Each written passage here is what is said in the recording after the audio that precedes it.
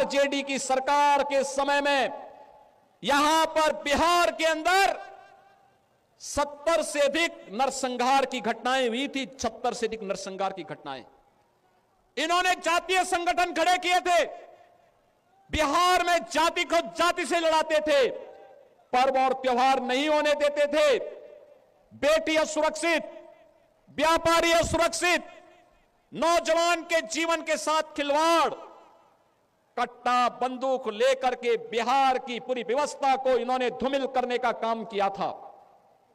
बहनों और भाइयों, ये वही लोग हैं जो आपको तो जाति के नाम पर बांटते हैं, घुसपैठियों को आमंत्रित करते हैं, आपकी आस्था के साथ खिलवाड़ करते हैं और फिर राष्ट्रीय सुरक्षा पर सेंध लगवाने का काम करते हैं।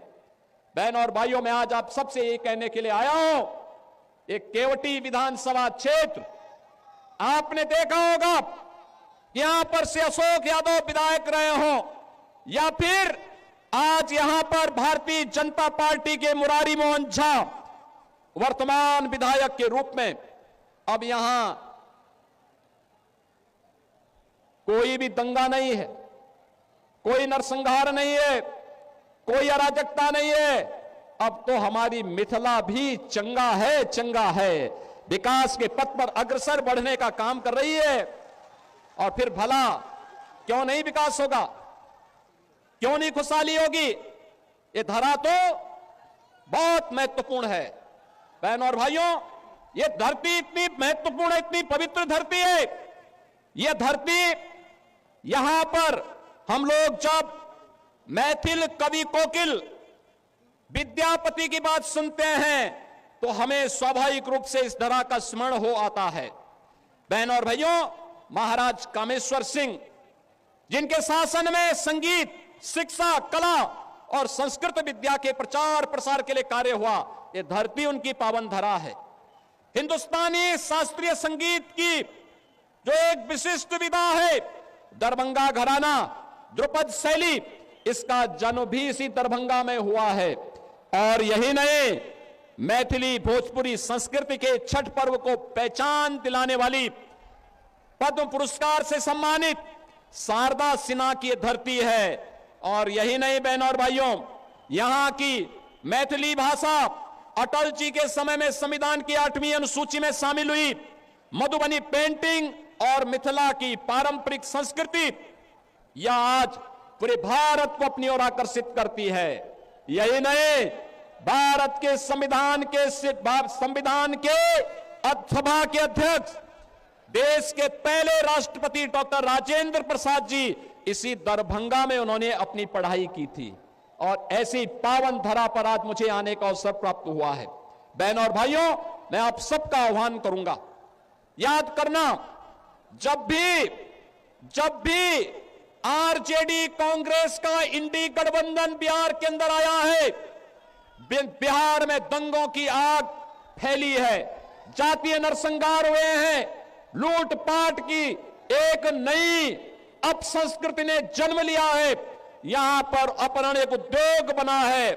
लेकिन अब हम अपने बिहार में इस प्रकार की अराजकता को फिर कभी नहीं आने देंगे। और इसके लिए मैं मिथिला के वासियों का आह्वान करने के लिए आया हूं, अयोध्या का संदेशा लेकर के आया हूं। और संदेशा यही है कि एनडीए की सरकार फिर से बिहार के अंदर आनी चाहिए। नीतीश जी के नेतृत्व में फिर से बिहार के अंदर एनडीए की सरकार बने।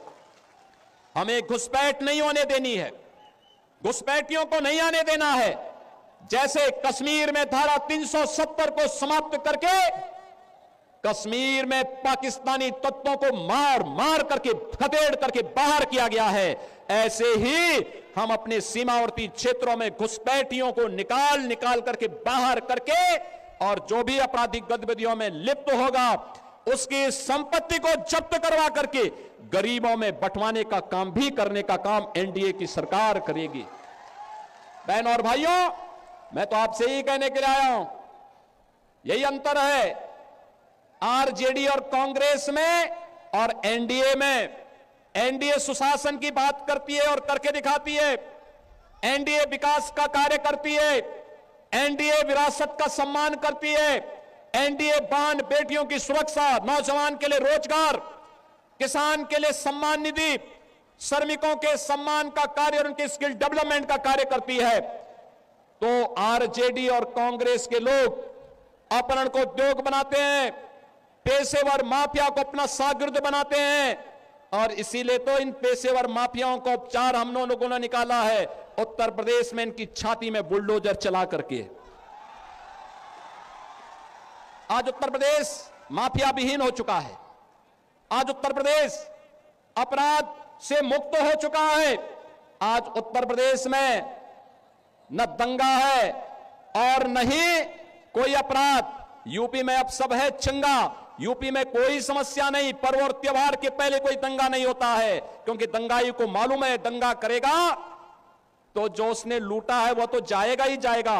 अगर खानदान ने कहीं से कुछ कमाया है वह भी सब जाएगा, और गरीबों के लिए फिर आवास बना करके सरकार उन गरीबों को देने का काम कर देगी। बहन और भाइयों, यहां पर आप फिर से एनडीए के प्रत्याशी श्री मदन मुरारी झा को विजयी बनाइए। किसी भी ऐसे तत्व को मत घुसने दीजिए जो घुसपैठियों को प्रश्रय दे, अराजकता को जन्म दे, पर्व और त्योहारों में मिथिला की संस्कृति को अपमानित करने का काम करे, पर्व और त्योहारों के पहले दंगा कराने का काम करे। जो विकास में बैरियर है उसको पनपने नहीं देना है। और यही कहने के लिए आज मैं आपके पास आया हूं, हमें फिर से अयोध्या और मिथिला को जोड़ करके राम राज्य की अवधारणा को साकार करने की दिशा में आगे बढ़ना है। और राम राज्य की अवधारणा ये तभी आएगी जब बिहार में एनडीए की सरकार आएगी। ये राम राज्य बिहार के लिए, आत्मनिर्भर बिहार के लिए, समृद्ध बिहार के लिए, विकसित बिहार के लिए यह अत्यंत महत्वपूर्ण है। और यह केवल और केवल तभी होगा जब एनडीए विजयी होगा। एनडीए विजयी होगा, बिहार विजयी होगा। एनडीए की विजय बिहार की विजय के साथ जोड़ करके देखना होगा। और इसके लिए बहन और भाइयों, बटेंगे नहीं, कटेंगे भी नहीं। याद करना, बंटे थे तो कटे थे, बटेंगे नहीं तो कटेंगे नहीं। एक रहेंगे तो सेफ भी रहेंगे। और एकजुट होकर के एनडीए के प्रत्याशी भारतीय जनता पार्टी के श्री मुरारी मोहन झा को भारी बहुमत से विजयी बना करके भेजना है। बना के भेजेंगे, विजयी बना के भेजेंगे। मुरारी मोहन झा विजयी बनकर के जाएंगे। अशोक जी आप भी आइए, है ना दोनों लोग, माला पहनाइए, पहनाई। हाँ पहनो। यहां के सांसद विजयी माला पहना रहे हैं आपकी तरफ से। सहमत है ना? सभी लोग सहमत हैं? तो फिर जहां तक मेरे आवाज जा रही है, दोनों हाथ ला करके आशीर्वाद दीजिए मुरारी मोहन झा को।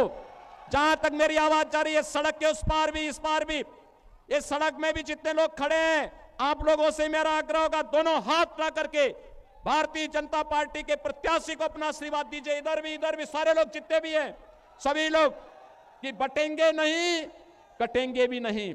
न बटेंगे और न कटेंगे। हम तो एनडीए को विजयी बना करके बिहार को समृद्ध बनाएंगे।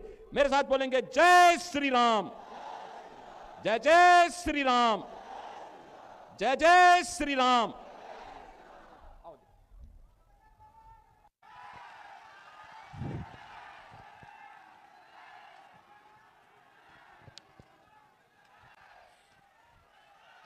बहुत बहुत आभार हमारे माननीय उत्तर प्रदेश के मुख्यमंत्री बाबा योगी आदित्यनाथ का, जिन्होंने अपना बहुमूल्य समय हम लोगों के बीच दिया। बहुत बहुत धन्यवाद।